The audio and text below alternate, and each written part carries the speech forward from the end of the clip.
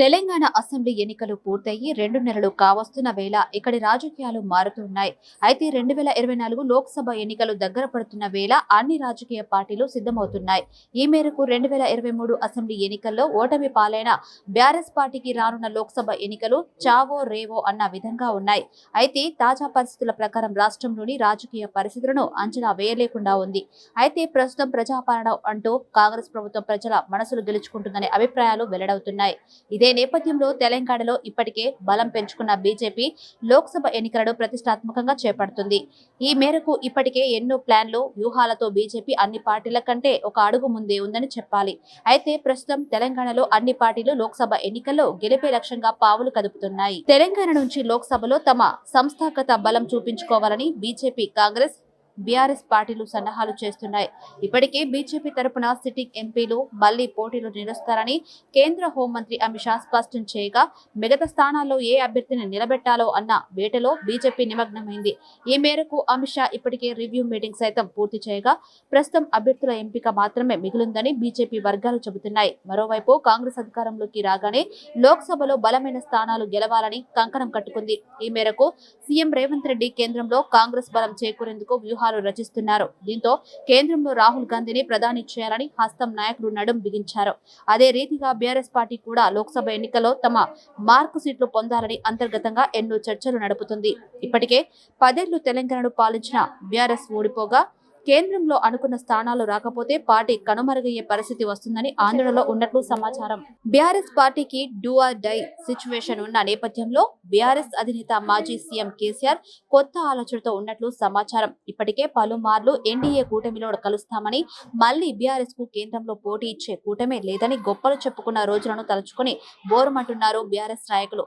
అందుకు గాను కేసీఆర్ ఓ master plan వేశారని తెలుస్తుంది. ఈ మేరకు బీఆర్ఎస్ అధినేత మాజీ సీఎం కేసీఆర్ గులాబీ పార్టీని బీజేపీ కూటమైన ఎన్డీఏలో కలిసేందుకు సుముఖత చూపుతున్నారని చర్చ సాగుతుంది. అయితే ఇన్నేళ్లు బీజేపీని, ఎన్డీఏ కూటమిని విమర్శించి వారిపై ఆరోపణలు చేసిన కేసీఆర్ అండ్ కో ఇప్పుడు ఎందుకు కలవాలనుకుంటుంది? అసలు ఏ ఉద్దేశంతో కేసీఆర్ ఏ నిర్ణయం తీసుకోవాలనుకుంటున్నారు? బీఆర్ఎస్ లోక్సభ ఎన్నికల్లో అధిక సీట్లు గెలుచుకోగలుగుతుందా? ఎన్డీఏలో చేరేందుకు అగ్రనేతలు ఒప్పుకుంటారా? కేంద్రంలో బీజేపీతో పొత్తు పెట్టుకుంటే తెలంగాణలో ఓటర్లు ఆదరిస్తారా అని సందేహాలు తలెత్తుతున్నాయి. అయితే ఇటీవల తెలంగాణ 2023 అసెంబ్లీ ఎన్నికల సమయంలో ప్రధాని మోడీ సంచలన విషయాలు బయటపెట్టారు. జీహెచ్ఎంసీ ఎన్నికల్లో బీజేపీ భారీ సంఖ్యలో స్థానాలు దక్కించుకుందని తెలిపారు. జీహెచ్ఎంసీ ఎన్నికలకు ముందు తనకు స్వాగతం పలికేందుకు బీఆర్ఎస్ అధినేత సీఎం కేసీఆర్ వచ్చేశారని, ఆ తర్వాత రాలేదని చెప్పారు. ఎందుకో కూడా ప్రధాని మోడీ తెలిపారు. చాలా కాలం తర్వాత ఆ రహస్యం చెబుతున్నట్లు మోడీ తెలిపారు. జీహెచ్ఎంసీ ఎన్నికల తర్వాత సీఎం కేసీఆర్ వైఖరిలో మార్పు వచ్చిందన్నారు ప్రధాని మోడీ. జీహెచ్ఎంసీ ఎన్నికల ఫలితాల తర్వాత కేటీఆర్ ఢిల్లీకి వచ్చి తనను కలిశారని ప్రధాని చెప్పారు. తనపై ఎంతో ప్రేమ ఒలకబోసారన్నారు.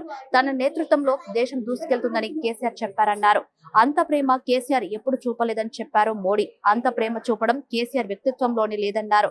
అంతేకాక ఈ సందర్భంగా తాము ఎన్డీఏలో చేరతామని కేసీఆర్ తనతో ప్రతిపాదన చేశారని, అయితే దాన్ని తాను తిరస్కరించినట్లు ప్రధాని మోడీ చెప్పారు. తాము ఎట్టి పరిస్థితుల్లో బీఆర్ఎస్ పార్టీతో పొత్తు పెట్టుకోమని చెప్పామన్నారు. జీహెచ్ఎంసీ ఎన్నికల్లో మేయర్ పదవి దక్కించుకునేందుకు మద్దతు కోరారని తెలిపారు. అయితే తాను అందుకు ఒప్పుకోలేదని, తెలంగాణ కోసం బీజేపీ ఒంటరిగానే పోరాటం చేస్తుందని చెప్పినట్లు తెలిపారు. కేటీఆర్ తన ఆశీర్వాదం కావాలని కేసీఆర్ కోరారని మోడీ తెలిపారు. మీ ఆశీర్వాదం ఉంటే కేటీఆర్ కు తెలంగాణలో పాలన బాధ్యతలు అప్పగిస్తానని కేసీఆర్ చెప్పారని తెలిపారు. అయితే కేసీఆర్ ప్రతిపాదనలకు తాను ఒప్పుకోలేదన్నారు.